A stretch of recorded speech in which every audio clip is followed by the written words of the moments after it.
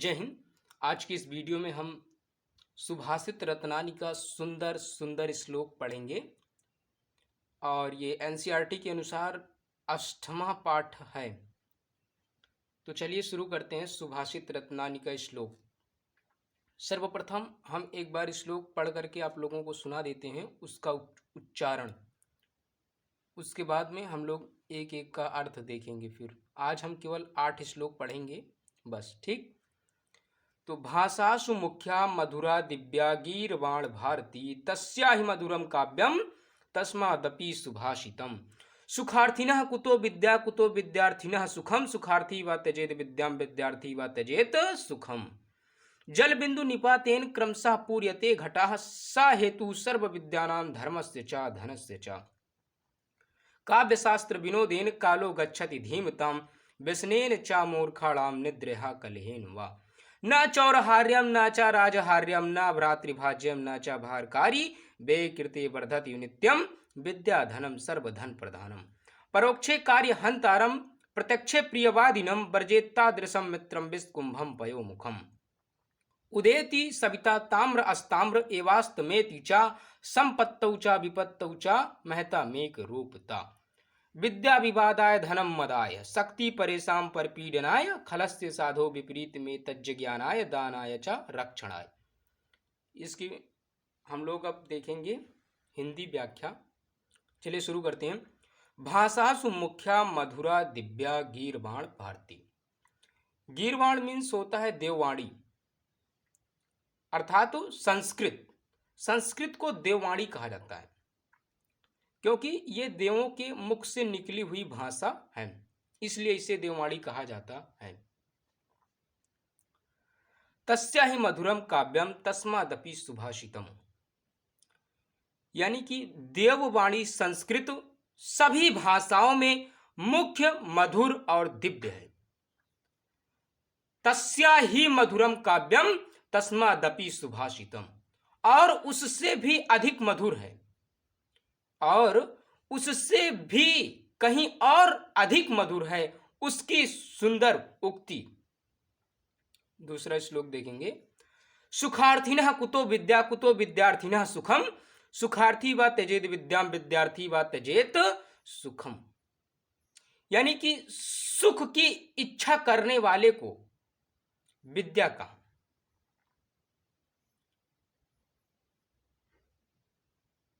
और विद्या की इच्छा करने वाले को सुख कहां। यानी कि सुख चाहने वाले को विद्या कहां और विद्या प्राप्त करने वाले को सुख कहां। सुखार्थी व त्यजेत विद्याम विद्यार्थी व त्यजेत सुखम, यानी सुख की इच्छा करने वाले को विद्या त्याग देनी चाहिए और विद्यार्थी को सुख त्याग देना चाहिए। विद्यार्थी व त्यजेत सुखम, विद्यार्थी को सुख त्याग देना चाहिए। जल बिंदु निपातेन क्रमशः पूर्यते घटाः सा हेतु सर्व विद्यानां धर्मस्य च धनस्य च। यानी कि जल की बूंद बूंद गिरने से घड़ा जो है भर जाता है, घड़े का जो क्रम होता है वो पूरा हो जाता है।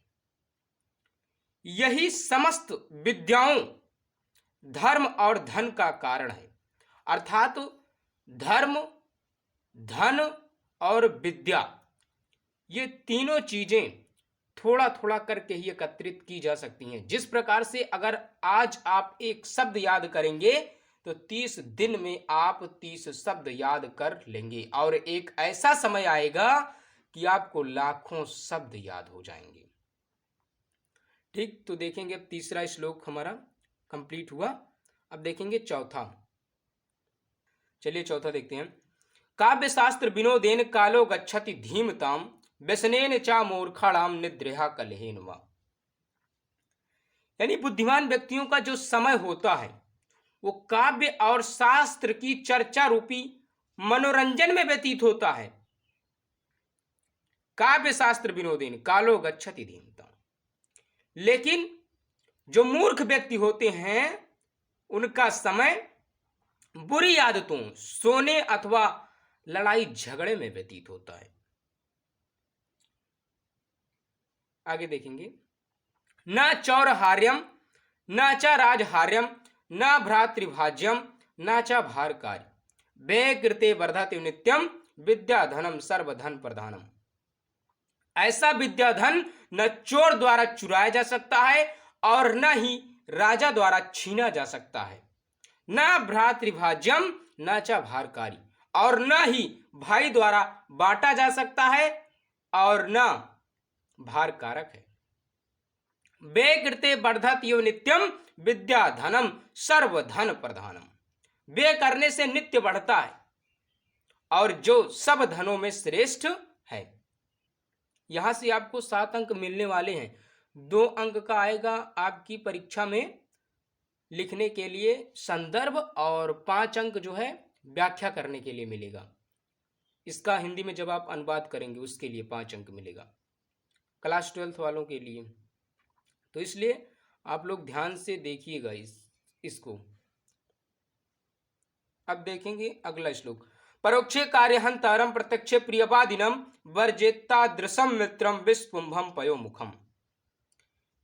यानी कि पीठ पीछे कार्य को नष्ट करने वाले और सामने प्रिय बोलने वाले मित्र को वैसे ही त्याग देना चाहिए जिस प्रकार मुख में या ऊपरी हिस्से में दूध वाले विष के घड़े को त्याग देते हैं। 7वां श्लोक है। उदेति सविता ताम्र अस्ताम्र एवास्तमेति चा संपत्तौ चा विपत्तौ चा महता मेक रूपता। सूर्य उदय के समय भी लाल होता है और अस्त होते समय भी लाल होता है। महान पुरुष संपत्ति और विपत्ति अर्थात सुख और दुख में सदैव एक जैसे रहते हैं। यह इसका अर्थ हुआ। अब देखेंगे अंतिम श्लोक 8वां। विद्या विवादाय धनम मदाय शक्ति परेशान परिपीडनाय खलस्य साधो विपरीत में तज्ज ज्ञानाय दानाय च रक्षणाय। यानी दुष्ट की विद्या विवाद के लिए, धन मद के लिए, और जो उसकी शक्ति होती है वो दूसरों को पीड़ा पहुंचाने के लिए होती है। इसके विपरीत जो सज्जन होता है उसकी विद्या ज्ञान के लिए, धन दान के लिए और शक्ति दूसरों की रक्षा के लिए होती है। यह आपका 8वां श्लोक जो है समाप्त होता है। देखिए संस्कृत एक ऐसी भाषा है जो आपको जिंदगी में जीना सिखा देगी। आप जीवन में जीना सीख जाएंगे, बुद्धि विवेक का विकास होगा। समझ रहे हो आप लोग? तो इसलिए संस्कृत आप लोग जरूर पढ़ें और बेहतर ढंग से पढ़ें। हमारे सर ने भी हमें बहुत बढ़िया से संस्कृत पढ़ाया था। हमारे संस्कृत वाले टीचर जो थे उन्होंने हम लोगों को एक श्लोक बताया था जो कि मैं आपको भी बताना चाहता हूं। उन्होंने बताया था कि प्रथमे नार्जिता विद्या द्वितीय नार्जितम धनम तृतीयो नार्जितो धर्मः चतुर्थे किं करिष्यति। यानी कि जो 1 वर्ष से 25 वर्ष तक विद्या का अर्जन कर लिया उसे 25 से 50 साल तक धन अर्जन करने से कोई रोक नहीं सकता, और 50 से 75 साल तक आप धर्म कार्य करें और 75 से 100 साल तक आप बूढ़े हो जाएंगे, केवल राम नाम का जाप करें। और एक मंत्र सर जी ने और बताया था हम लोगों को, वो ये था कि क्षणशः कणशश्च विद्यामर्थम च चिंतयेत क्षण त्यागे कुतो विद्या कण त्यागे कुतो धन।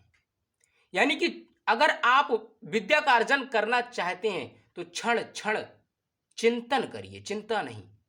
आप ये चिंतन करिए कि हाँ हमारे सिलेबस में कितने सब्जेक्ट हैं, हर सब्जेक्ट में कौन कौन सा लेसन है, किस लेसन में कौन सा टॉपिक है, क्या चीजें पढ़नी है, क्या चीजें नहीं पढ़नी है। सोने से पूर्व और उठने के बाद निरंतर अपने सब्जेक्ट पर चिंतन करें, अनावश्यक चीजों पर विचार बिल्कुल न करें, और संस्कृत पर विशेष नजर रखें और आसानी से पढ़ें। विश्वास मानिए आपको जिंदगी में जीना आप सीख जाएंगे।